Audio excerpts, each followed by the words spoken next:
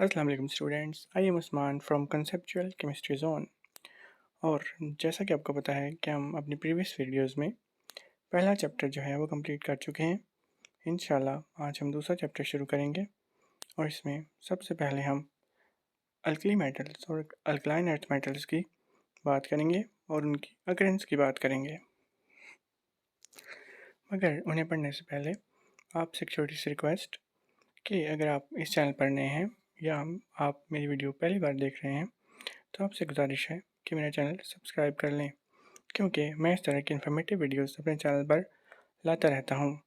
और इंशाल्लाह हम सेकेंड ईयर की केमिस्ट्री को 1 महीने में ख़त्म करने की कोशिश करेंगे और हो सका तो इससे पहले ख़त्म करेंगे, ताकि आपके पेपरों तक और जो आपकी टेस्ट सीरीज़ स्टार्ट हो रही हैं उनके शुरू होने से पहले आपका पूरा कोर्स जो है वो एक बार कंप्लीट हो जाए।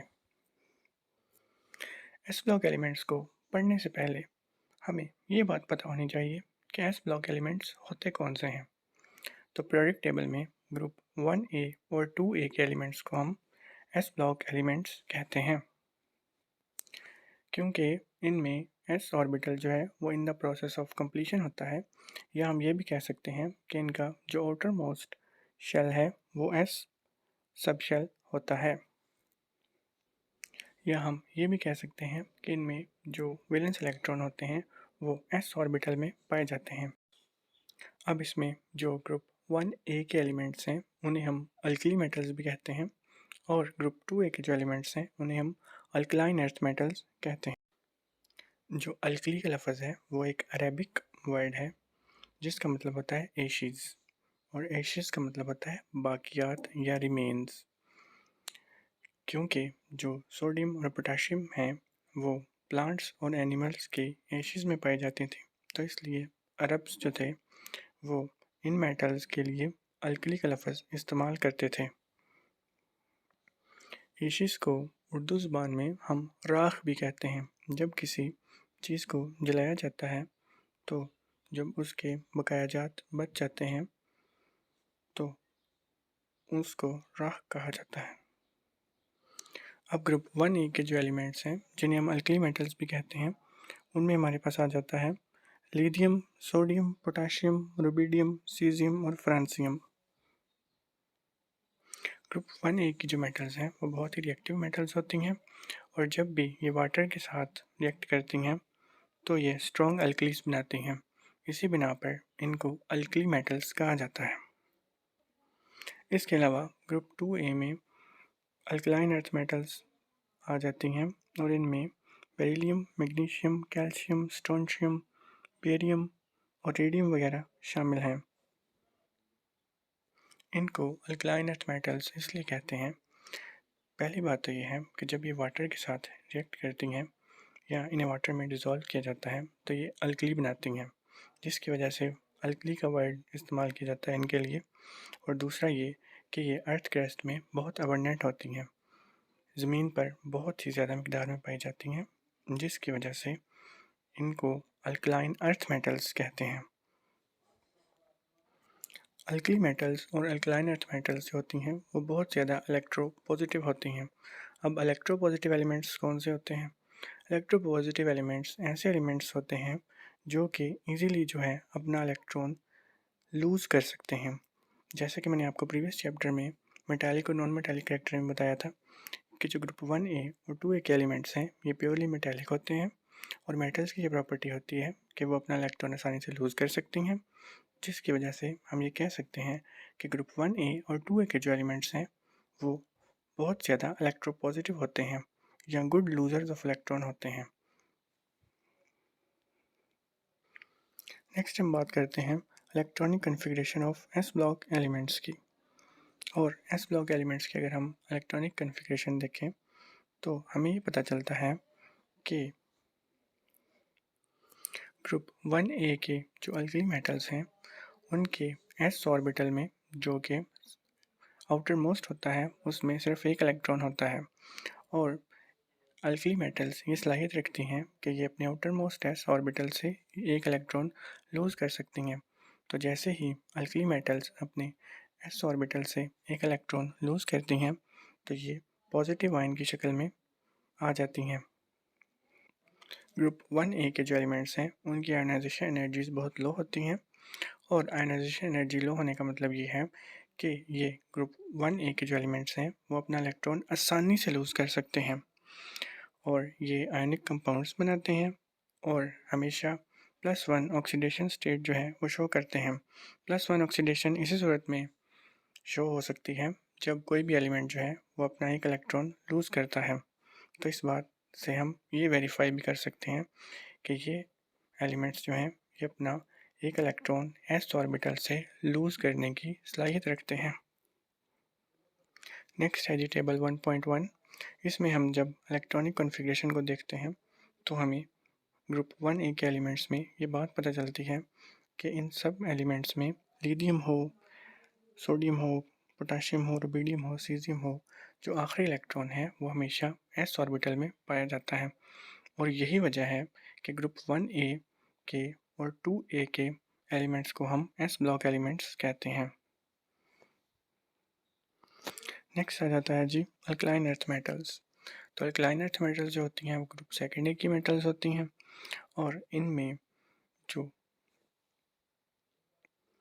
वैलेंस शेल होता है उसमें जो s ऑर्बिटल होता है उसमें 2 इलेक्ट्रॉन्स होते हैं, और ये अपने 2 इलेक्ट्रॉन्स जो हैं वो लूज़ करने की सलाहियत रखती हैं। तो इसलिए हम ये कह सकते हैं कि ये डाई पॉजिटिव आयंस बनाती हैं, जिसे M+2 से जाहिर किया जाता है। इनकी आयनाइजेशन एनर्जीज भी बहुत लो होती हैं, जिसका मतलब ये है कि ये आसानी से अपना इलेक्ट्रॉन लूज़ कर सकती हैं, और ये भी आयनिक कंपाउंड्स बनाती हैं, और इसके अलावा ये भी +2 ऑक्सीडेशन स्टेट जो है वो शो करती हैं। और +2 ऑक्सीडेशन स्टेट शो करने की सबसे बड़ी वजह ये है कि ये अब अपनी s ऑर्बिटल में मौजूद जो 2 इलेक्ट्रॉन हैं वो आसानी से लूज़ कर सकती हैं। जब हम ग्रुप 2A के एलिमेंट्स की इलेक्ट्रॉनिक कॉन्फ़िगरेशन पर नज़र डालते हैं तो हमें पता चलता है कि जैसे ही हम इस ग्रुप में टॉप टू बॉटम मूव करते हैं तो नंबर ऑफ़ शेल्स जो हैं वो इंक्रीज़ हो जाते हैं, और नंबर ऑफ़ शेल्स जो हैं उनके इंक्रीज़ होने का जो बिहेवियर है वो पीरियड नंबर के इक्वल होता है, यानी कि जितना पीरियड होगा उतने ही नंबर ऑफ़ शेल्स होंगे जब हम ग्रुप 2A में टॉप टू बॉटम मूव करेंगे। जैसे कि बेरिलियम है, तो बेरिलियम जो है वो सेकंड पीरियड में है, तो इसलिए इसके पास 2 शेल्स हैं। उसके बाद मैग्नीशियम जो है वो थर्ड पीरियड में है, तो इसके पास 3 नंबर ऑफ़ शेल्स हैं। उसके बाद कैल्शियम जो है वो चौथे पीरियड में है, तो इसके पास 4 नंबर ऑफ़ शेल्स हैं। सीज़ियम जो है जो वो 5वें पीरियड में है, इसके पास 5 नंबर ऑफ़ शेल्स हैं। और रेडियम जो है वो छठे पीरियड में है, तो इसके पास 6 नंबर ऑफ़ शेल्स हैं। नेक्स्ट हम बात करते हैं अकरेंस ऑफ अल्कली मेटल्स की। तो जैसे कि मैंने आपको बताया है पहले ही कि अल्कली मेटल्स जो होती हैं वो मोस्ट रिएक्टिव एलिमेंट्स होते हैं। तो अल्कली मेटल्स जो हैं वो ज़्यादातर कंबाइंड स्टेट में पाई जाती हैं, क्योंकि ये मोस्ट रिएक्टिव होती हैं, जल्दी दूसरे एलिमेंट से रिएक्ट कर लेती हैं, इसलिए ये कंबाइंड स्टेट में ज़्यादातर पाई जाती हैं, और कोई भी अल्कली मेटल ऐसा नहीं है जो फ्री स्टेट में पाया जाए। अल्कली मेटल्स में सोडियम और पोटाशियम जो हैं वो अर्थ क्रस्ट में पाए जाते हैं, और ये अर्थ क्रस्ट का 2.4% जो हिस्सा है वो बनाने में अहम किरदार अदा करते हैं। मतलब कि हम इसे ऐसे कह सकते हैं कि जो सोडियम है वो भी अर्थ का 2.4% हिस्सा बनाने में अहम किरदार अदा करता है, और जो पोटाशियम है वो भी अर्थ का 2.4% जो है वो हिस्सा बनाने में अहम किरदार अदा करता है।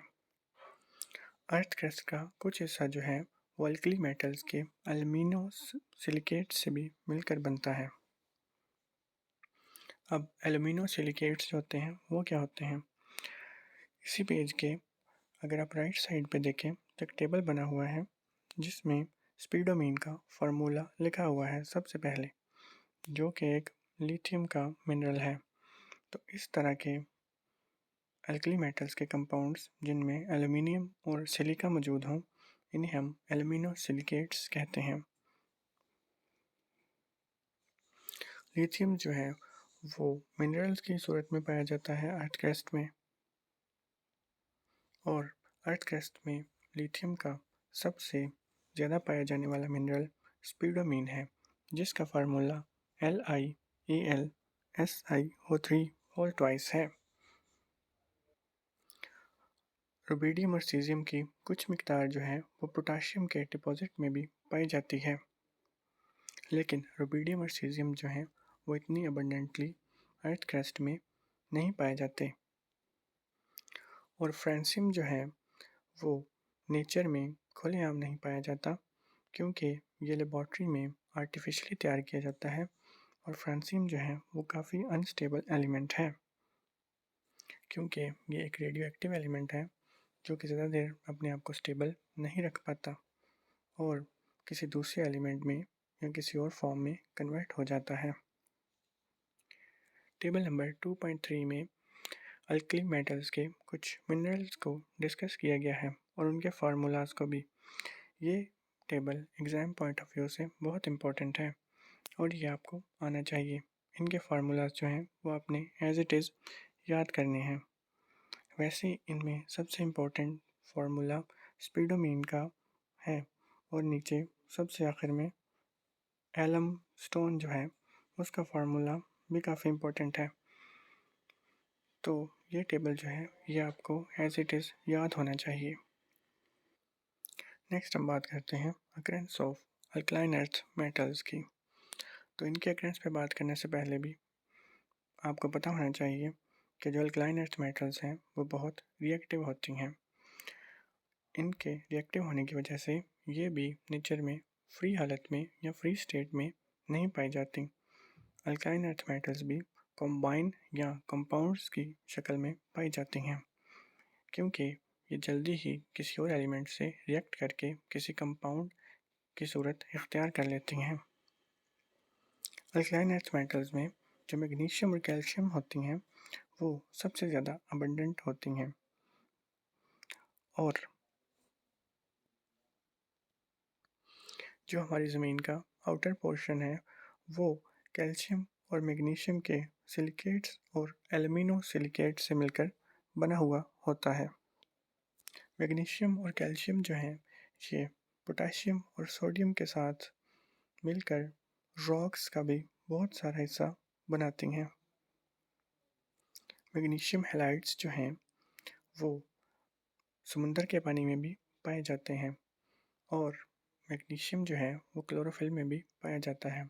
जैसे कि आपको पता है कि क्लोरोफिल में मैग्नीशियम जो है वो बैकबोन की मानंद होता है।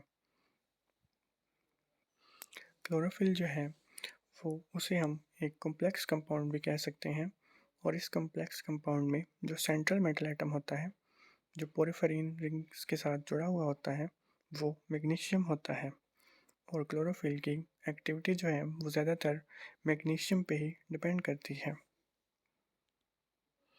उसके अलावा जो कैल्शियम फॉस्फेट है और कैल्शियम फ्लोराइड है ये मिनरल्स की सूरत में पाए जाते हैं। कैल्शियम जो है वो लिविंग ऑर्गेनिज्म या जानदारों के लिए बहुत इम्पोर्टेंट है।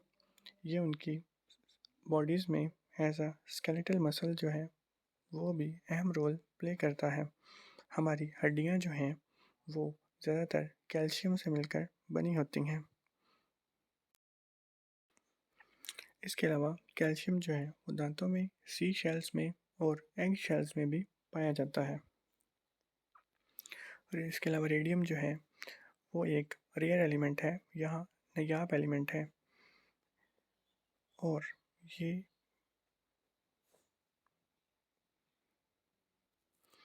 काफ़ी इंटरेस्टिंग है स्टडी के पॉइंट ऑफ व्यू से, और ये एक रेडियो एक्टिव नेचर का एलिमेंट है, इसलिए ये अर्थ क्रस्ट में इतनी अबंडेंटली नहीं पाया जाता।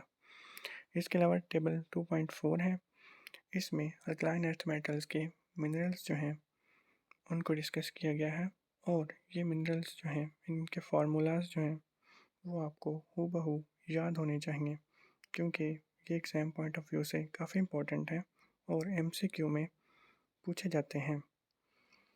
यह था जी आज का आपका introduction of S block elements. और अगर आपको ये वीडियो कहीं से भी हेल्पफुल लगी हो या आप इस तरह की इन्फॉर्मेटिव वीडियो से बाखबर रहना चाहते हैं तो आप हमारे चैनल कॉन्सेप्चुअल केमिस्ट्री जोन को सब्सक्राइब कर सकते हैं। Thank you so much for watching.